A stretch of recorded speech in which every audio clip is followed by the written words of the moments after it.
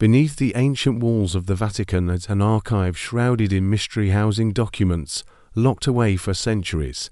Could there really be 76 secrets powerful enough to shake the foundations of history itself? In today's episode of Tales Mythology, we'll uncover controversial records about the Crusades and heresy trials, rumors of forbidden gospels, Knights Templar secrets, unlost prophecies, the thin line between power, religion, and hidden truths throughout history. Subscribe to Tales Mythology now, so you never miss another journey into the unknown where history and myth collide behind locked doors. Imagine a library whose most dramatic shelf is the one you can't touch. The label doesn't say forbiddance. It says something worse, private. That single word is gasoline on the human brain. We can stroll past miles of accessible knowledge, but our curiosity magnetizes to the cabinet with a key. Welcome to the world of the Vatican's archivist, technically the Vatican Apostolic Archive, once called the Vatican Secret Archives, until 2019, when the name was updated, because secretum in Latin meant private, not top secret laser sharks. And yet the newer label hasn't dulled the rumor mill. If anything, it made the cabinet gleam brighter. Today, we're not here to break in. We're here to think better about locked rooms. The headline you came for: 76 demonic secrets, a number rumored to lurk behind keys and card catalogs below St. Peter's. Could such a ledger of dread exist? More interestingly, why do we want it to? Here's the playbook. When a powerful institution controls the stories a civilization tells about itself, to feelings bloom in the public imagination, or somebody's keeping our long memory. Suspicion: somebody is editing our long memory. The Catholic Church has been archiving since before most modern states learned to file. That alone builds mythic fog. Add the micro-kingdom sovereignty of Vatican City and the holy aura of Rome, and the archive glows like a relic in a reliquary. We'll unpack that political uniqueness shortly. Then there's the narrative oxygen of history itself: crusades, councils, inquisitions, diplomatic letters, papal bulls that nudged nations like chess pieces. These are not rumors, they're well documented. But in public imagination, what we can read becomes the trailer for what we can't, and the sequel is always darker.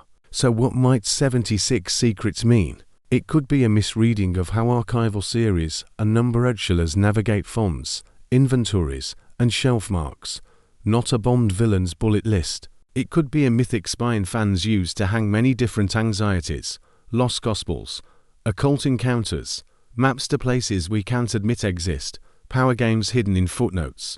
Or it could be a metaphor: 76 discrete files, but 76 ways silence can steer a civilization. I'll be honest, the most terrifying truths in any archive are rarely cinematic. They're memos about money, logistics, permission, and the little bureaucracies that move armies and shape families. A papal bull can read like a prayer and function like a launch code. A letter about succession can depose a future king faster than a sword. Our job in this story is to keep wonder without losing rigor. When we hit Lord Templar for myths, apocalyptic visions, fiery purges will ask, what's myth? What's documented? Why do these survive? And when we hit modern contexts, like banking scandals that really did happen and make people side-eye ledgers, we'll ask, how do new headlines electrify old rumors? So, picture a stone corridor under Rome. Dust hangs like incense. A clerk rolls a cart stacked with folios tied in cotton. The truth inside isn't a dragonet's handwriting, and yet it breathes fire, because handwriting can redraw borders, bless wars, and bless their accounting. 76 secrets or 7,000. This video isn't about proving or disproving contraband angels. It's about something stranger. How civilizations use Buxestos store their memory, to curate their memory, and, sometimes, to weaponize their memory. If that sounds close to home, go peek at any platform's algorithmic archive of your past clicks. The mechanics rhyme. Ready to open the first metaphorical box? Let's start with the blueprint of the micro-kingdom that feeds this mystique. Locked doors attract myths. The Vatican's private archive isn't proof of monstrous secrets, but it's the perfect stage for them. Our lens today: myth literacy plus archive literacy. To understand the rumor ecology around the Apostolic Archive, you need the map behind the map. Vatican City is a micro-state and, uniquely, an absolute monarchy whose sovereign is the Pope. That status is historically tangled, Lateran treaty, and administratively unusual. A spiritual leader who also sits atop a tiny sovereign state where church governance and state governance intersect. This makes any private archive feel, to outsiders, like it carries both spiritual and state secrets and narrative accelerant. In ordinary countries, a national archive and a church archive would live separately, wear different hats, and be haunted by different conspiracy theories. In Vatican City, these hats sit on the same tiny hat rack. So when you hear Vatican Archive, your brain whispers sacred scrolls and state dossiers. That whisper writes fanfic on its own. But what is an archive in practice? Catalogues, not crypts. Archivists deal in accession numbers, finding aids, and preservation. They also deal with space, humidity control, and 1,000 years of changing handwriting habits. Access does not equal anarchy. Even the most open archives gate materials by condition, privacy, or legal constraints. In religious contexts, add pastoral concern and institutional image. Delayed does not equal deletion.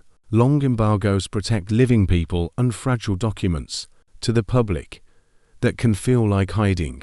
To archivists, it's stewardship. Still, the Vatican's compact sovereignty and long, complicated public history make it a lightning rod. Consider how modern financial controversies bleakly around Vatican banking cave. In the popular mind, braided together money, secrecy, and moral authority. This isn't a theological point. It's reputational physics. Every confirmed scandal becomes narrative fuel for older, murkier legends about sealed rooms. To helpful mental models, small states with high symbolic value live under an intense spotlight. The brighter the light on one area, art, liturgy, diplomacy, the deeper the perceived shadow elsewhere. Archives, finance, internal politics, grand spaces make us feel small. We project cosmic scale onto ordinary processes happening inside them. A letter about parchment budgets drafted under a Bernini ceiling feels like it matters more. This is not to deny hard chapters of history. Papal bulls did mobilize wars. Inquisitions did bureaucratize fear. Diplomatic letters did reposition continents. The point is that we're dealing with two intertwined realities. Documented power moves preserved in boxes you can study. Mythic amplifiers powered by scarcity, symbolism, and modern headlines. When those collide, you get things like 76 secrets, a number precise enough to be tantalizing, vague enough to be unfalsifiable, cinematic enough to trend. Vatican City's unusual structure means any private archive feels doubly potent, part holy, part sovereign. That hybrid aura makes myths propagate faster than footnotes. Let's build the myth machine from parts you can touch. Every archive on Earth gates something: health records, personnel files, fragile vellum. The Vatican's holdings span many centuries, many political eras, and many diplomatic sensitivities. When you can't see inside a box, your brain supplies a plot. Psychologists call this a need for cognitive closure. Storytellers call it Act 2. Scholars don't browse like a Netflix menu. They navigate FOMS, record groups, series, inventories, shelf marks. It's arcane if you're new, which makes rumors about File 41 or Drawer 7 inches irresistible. But most secret numbers are really finding aid breadcrumbs that help staff fetch the right bundle. What survives in any archive is a tiny fraction of what existed. Fires, floods, neglect, political cleansing. Thieves tilt the record. We end up reading the survivors and imagining the lost. Myth fills in those negative spaces like gold leaf. People reuse prestigious repositories as stages for their favorite anxieties, last gospels, occult tech, space visitors. Even mundane documents, grain tides, wills, land disputes can be reframed as ominous with two adjectives and a minor key soundtrack. When contemporary scandals break banking oversight, corruption allegations, they recharge ancient whispers. If X happened now, what else could be in those boxes? The logic is fuzzy, the effect is real. Now, to keep this educational and fair use transformative, let's do a quick myth testing toolkit you can carry into the rest of the video. Is this claim about belief, statcraft, finance, relics, cosmology, or biography? Different evidence standards apply. Rumor gives repeated rumor, gives cited secondary source, gives primary document dated, located. Readable gives corroborated primary sets. If a secret existed, who benefits from hiding it? Does the institution possess the means to hide it for centuries? Logistics. Do secular archives show similar patterns? Quick answer, yes. We'll compare later. Does this claim press on identity, fear, or belonging? Myths love those pressure points. A researcher submits a docket request. A staffer retrieves a carton wrapped in linen tape. Inside, brittle folios, marginalia like ivy. Our scholar isn't chasing a demon. They're hunting a karma that changes a treaty translation. Hours pass. The air conditioner hums like a monk. What they find will never trend on YouTube. But a year later, a footnote in their paper quietly edits a nation's timeline. That's the paradox. Archives rarely feel supernatural up close, but they can move mountains by millimeters. Myths love archives because archives curate power. We'll keep both lenses on, respect the gravity of what's documented, name the seduction of what isn't.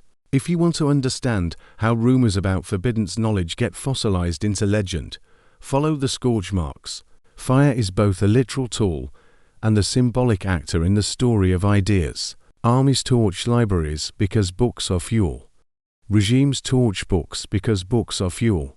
The same reaction combustions opposite philosophies. One tries to keep warm, the other tries to keep warm alone. When we picture the loss of knowledge, our imagination defaults to spectacular flame, like a History Channel montage, scrolls hissing, columns cracking, silhouettes fleeing. But most intellectual losses weren't cinematic. They were damp cellars, were meat and bindings, recipes for ink that turned acidic, inattentive airs, and the thousand indignities of time. Fire is sexier than mildew. So cultural memory promotes the blaze to the lead role. Where do the Vatican's archives fit into this pyrotechnic theater? Paradoxically, as both villain and firefighter in public imagination. To some, the church stoked flames literal or metaphorical against rival texts. To others, it preserved what would have been ash anyway, locking it where heat and politics couldn't get it. The myth thrives because both scripts contain truth in different eras. But fire is also a metaphor for panic. An institution under threat reaches for the nearest extinguishers. If dissent feels like sparks, then embargoes feel like sand. The logic is old. We protect souls by preventing confusion. The modern translation is PR. Both create a vacuum where rumor blooms. Consider this. When an archive seals materials for 50 or 75 years, a normal practice in many countries, that's often to protect living people. But the lay public hears sealed and pictures seraphics, what teams guarding a box labeled, "Do not ask about the astrolabe." Myth rushes to fill the sealed space the way flame rushes to oxygen. One last angle, fire as editor. The records you get after any conflagration are curated by accident. That's why we must resist the seduction of inevitable narratives. This survived because it mattered. Sometimes this survived because the box happened to be under a leaky pipe that doused the ember. A 15th century devotional tucked behind a choir stall escapes a chapel fire. To centuries later, a monk repurposes its blank end paper as a shopping list for beeswax and wine. In the 21st century, a researcher reads the imprint of a previous text in that end paper under raking light and discovers a marginal note that corrects a date in a chronicle everyone thought was settled. The past is a pyre, yes, but also a palimpsest. Fire dazzles us into imagining that knowledge dies in dramatic scenes. More often, the lost and the saved trade places, by luck and by custodians who chose to keep something quiet rather than let it burn in public. Say crusade and audiences imagine banners, saints, and sand. Archivists imagine paperwork. Papal bulls didn't just bless ventures, they choreographed them. Think of a bull as a hybrid between a sermon, and a supply chain memo. Its rhetoric is devotional. Its implications are practical.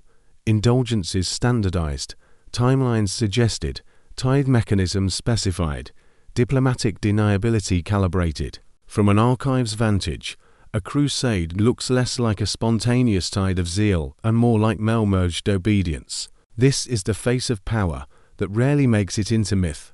Administration. You can hear it in the verbs levy, remit, dispatch, inquire.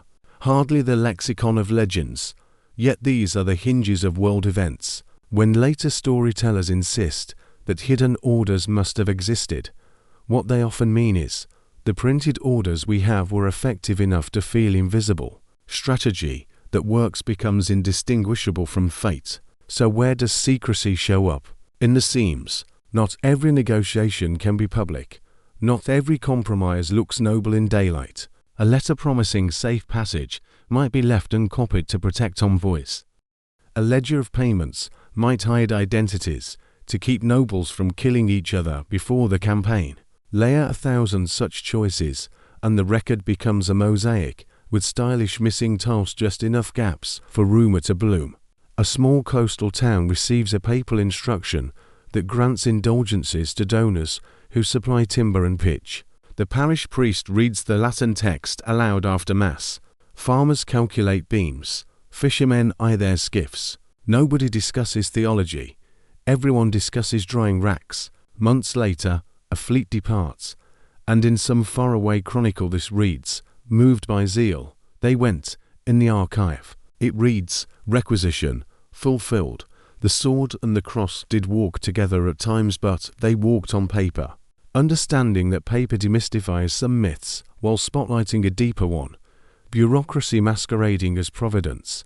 If the crusade was a pipeline, the Inquisition was a form, not a single tribunal everywhere, all the time, but a constellation of courts that, in some eras and regions, weaponized paperwork to police belief. That's not just a church story. It's a modern state story. The horror isn't the bonfire, it's the flow chart. Dockets tell the tale. You see standardized interrogatories, have you, witness lists, inventories of confiscated items, even receipts. The banality is the point. When fear becomes a system, it prefers checkboxes over tall chestnuts are noisy. People imagine secret manuals signed in blood. The reality is rubrics, marginal notes like ask again after a pause, and copy-paste formulas for penances.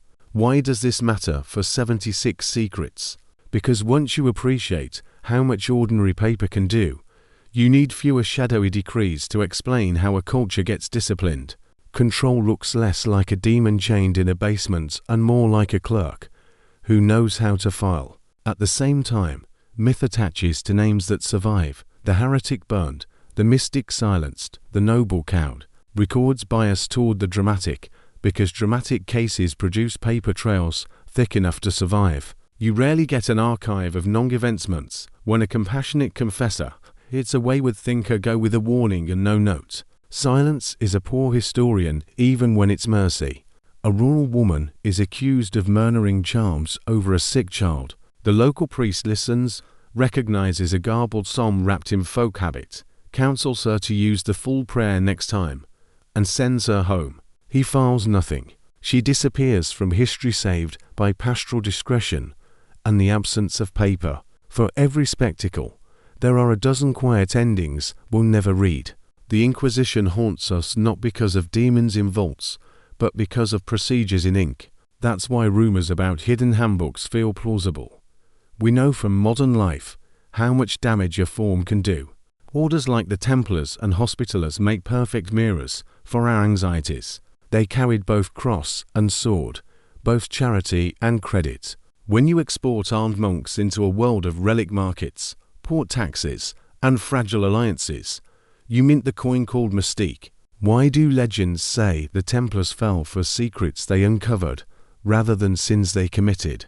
Because it's psychologically easier to believe a powerful group was destroyed by something bigger than paperwork and king's debts. The mundane alternative power invited envy, that wealth made them a rival, that trials can be scripted as to human to satisfy myth. So we draft the Templars as custodians of truths too volatile to share. What would an archivist expect to find about them? Less the grail and more the gravel. Charters, shipping lists, donations, litigation summaries. A relic's provenance often looks like a merchant ledger with pious adjectives. That doesn't kill mystery. It refines it. If a bone saves a city from plague, the chain of custody matters. If a gold reliquary goes missing, a quartermaster's line item matters more than any curse. And yet, secrecy did exist. Nightly orders used private signals, compartmentalized information, guarded routes, and concealed donors. In a volatile world, to publish all your plans was to die. The problem is that functional secrecy easily drifts into mythic secrecy in hindsight. Codes for dignity become codes for destiny. A commander opens a chest expecting a reliquary, finds a note instead, diverted at Rhodes under seal. Inventory attached. The note lists weights and measures, names a courier, cites a donor's request. No angels, just mass and signatures. Years later, a chronicler hears a garbled version, the treasure vanished, and an epic is born. Somewhere, a quartermaster is still apologizing into the wind. The Templar-shaped hole in cultural memory invites luminous stories. But when we pry at the edges, we find people doing logistics in a dangerous world just secret enough to survive, just visible enough to be envied. If you want a secret that can topple a dynasty, here's the recipe. 2 parents, 1 bed, and a scribe with access to the parish register. Legitimacy is an archival technology. Before DNA swabs and global databases, identity lived on paper in the hands of trusted men.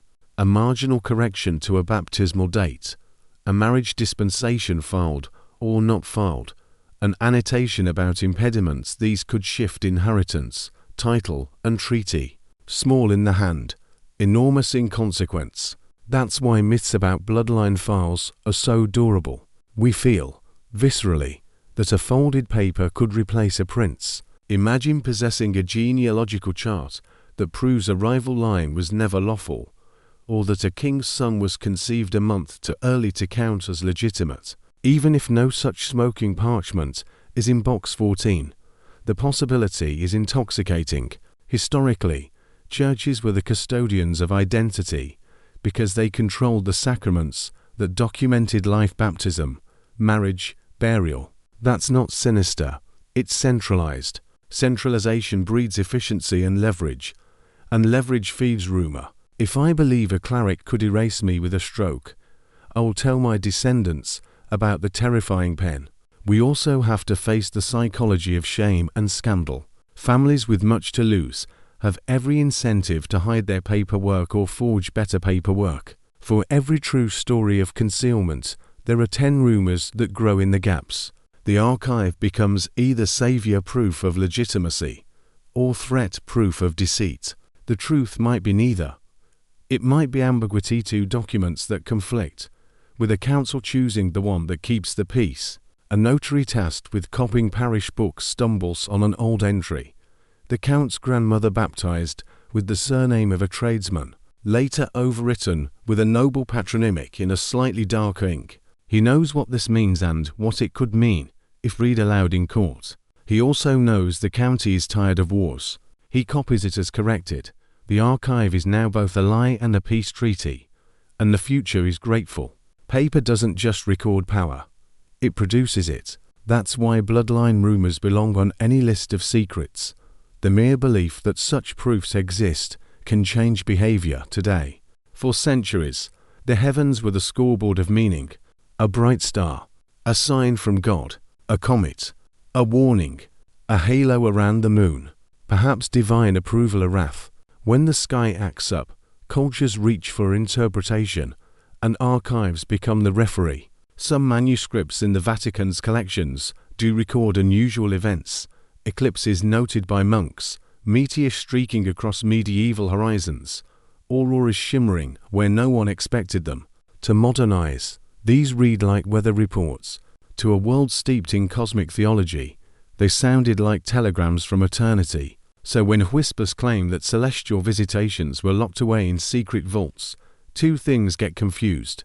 Natural phenomena described in supernatural terms. Comet equals angel's torch. Actual theological disputes about whether signs in the sky meant God was angry at Rome or somebody else. Both produce texts cautious authorities might shelve carefully, not because of demons, but because politics. A bishop insisting that a lightning strike means the Pope has sinned is not getting front-page treatment in papal newsletters. In 1566, a diary notes flaming spheres over Rome. Were they meteors? Early fireworks? A chronicler dramatizing storm clouds at sunset? The text doesn't say. It does say people panicked, prayers were offered, processions marched. 500 years later, a UFO blog calls it evidence of aliens suppressed by the Vatican. The original diary, sitting calmly on microfilm, waiting for Latin students with coffee. The sky misbehaves. Humans interpret. Archives preserve both the wonder and the whirring. Myths about cosmic secrets often spring not from missing files, but from centuries of creative reading. Sometimes what terrifies us isn't a document we can't read, it's the decision to write one at all. Institutions master silence in several ways. A council's debates summarized only in neutral decrees. The messy arguments vanish into air. Files closed for decades to protect reputations or prevent political fallout. When wars come, some boxes get evacuated first. Others don't. The Vatican, like many old institutions, learned that silence is cheaper than rebuttal. A rumor denied grows teeth. A rumor ignored chases its own tail until exhausted. Lock a document for 70 years, and by the time it opens, most combatants are dead. The controversy cools before the folder sees daylight. But silence also invites mythology. People assume gaps mean scandal. Sometimes gaps mean mold, laziness, or dullness. The scribe quits early. The courier slipped on the Alpine Pass. The archivist misfiled box 12 under box 21 for 2 centuries. One Renaissance council debated how to handle a charismatic preacher drawing crowds in Florence. The official decree later simply bans unlicensed sermons. The meeting transcripts. None survive. Did the council argue 4 hours? Did someone shout treason? Or did everyone nod and go to lunch? The silence invites screenwriters to invent what clerks forgot. Silence isn't always sinister, but it is ambiguous, and ambiguity is fertilizer for legend. Before we imagine that only popes lock boxes, let's tour some secular cousins. Intelligence agencies embargo records for 50,100 years routinely. Declassified Cold War files appear every decade, revealing spy games that once sounded like conspiracy theories. Corporate R&D vaults hide prototypes, formulas, and test results-less theology, more thermodynamics, but just as secret. National security archives delay military logs to protect both tactics and politicians. Yet these institutions rarely spawn mystical rumors. Nobody claims the Department of Energy hides demon treaties. So why does the Vatican get all the good legends? 2 reasons. Vatican records stretch back over a millennium. Longevity breeds law. People expect holiness to equal transparency. When it doesn't, imaginations revolt. This matters for fair use storytelling.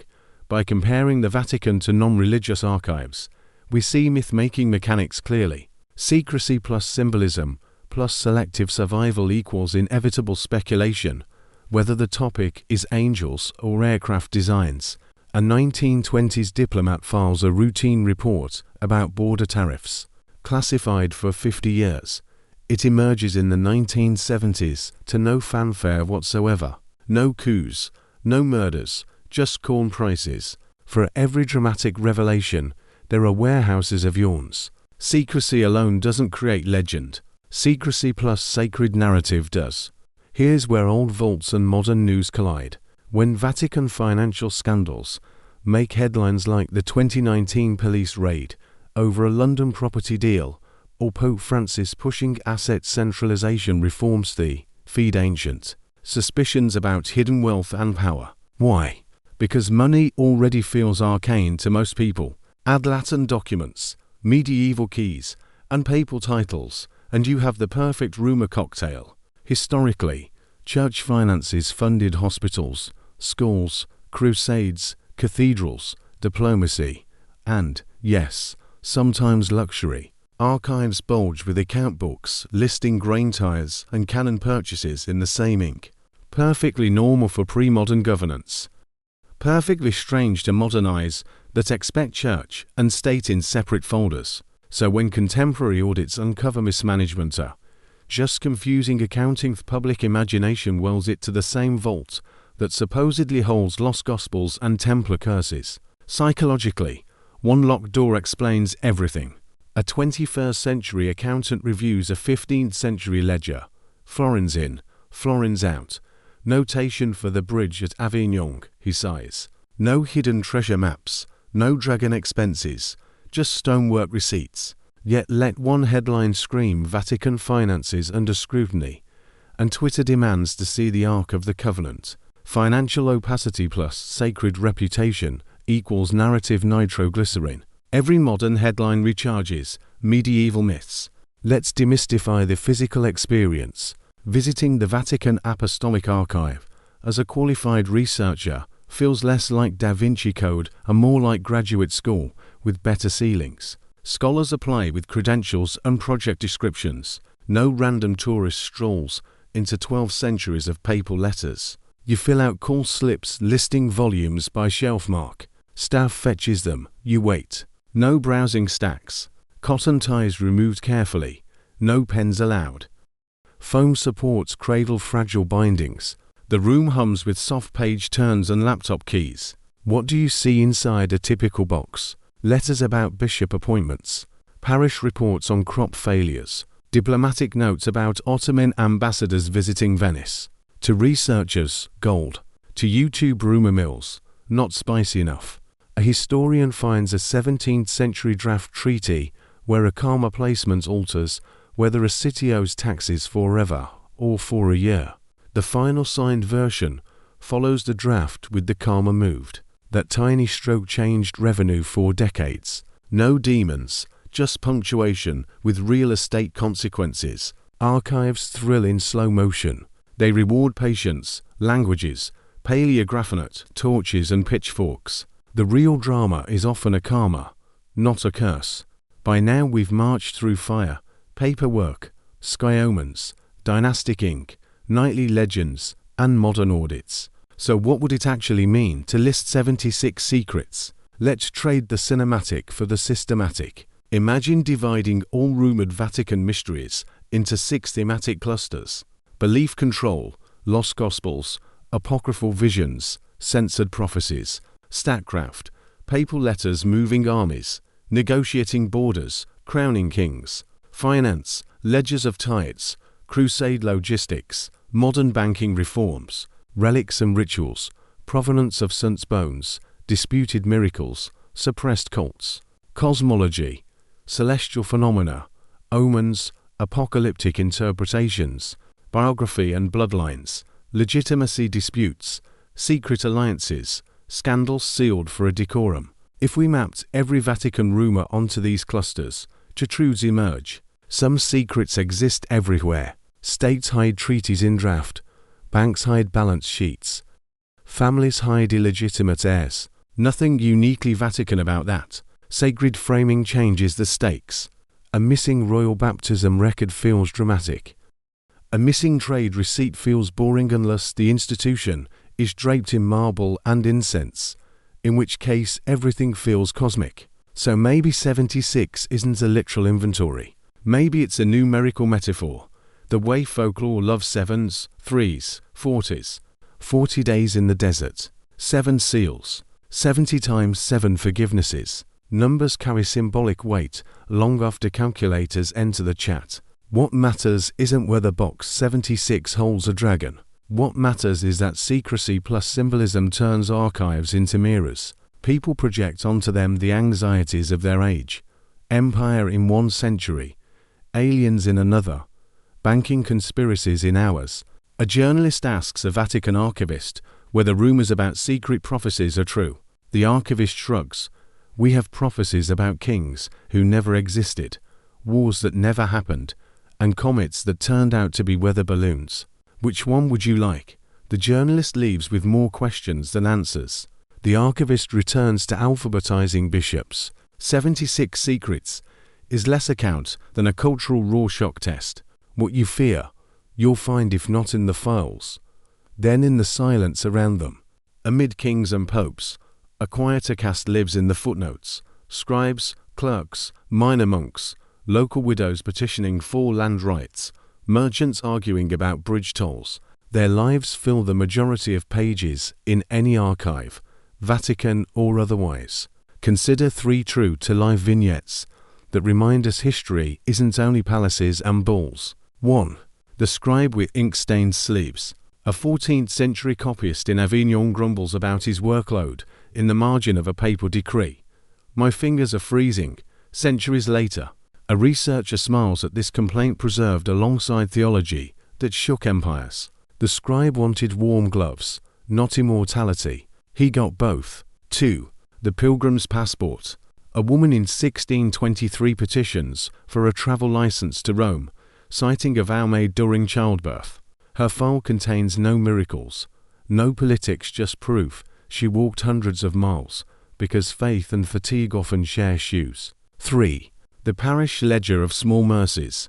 A rural priest lists donations, 3 hens, a sack of barley, to silver coins toward a new roof. No indulgences sold, no conspiracies, Hatchegist neighbors funding carpenters 1 egg at a time. These fragments rarely feed conspiracy theories because they lack villains, yet they form the textured floor on which grander stories stand. For every papal bull blessing a crusade, 10,000 minor petitions ask about mills, orphans, bridge repairs, tax relief. When we obsess over hidden truths, we risk forgetting the human-scale stories that archives quietly protect, ordinary hopes inked in extraordinary times. The margins matter. They remind us that behind every secret vault lie millions of mundane mercies, too, and a history of people trying to live under crowns, crosses, and comets.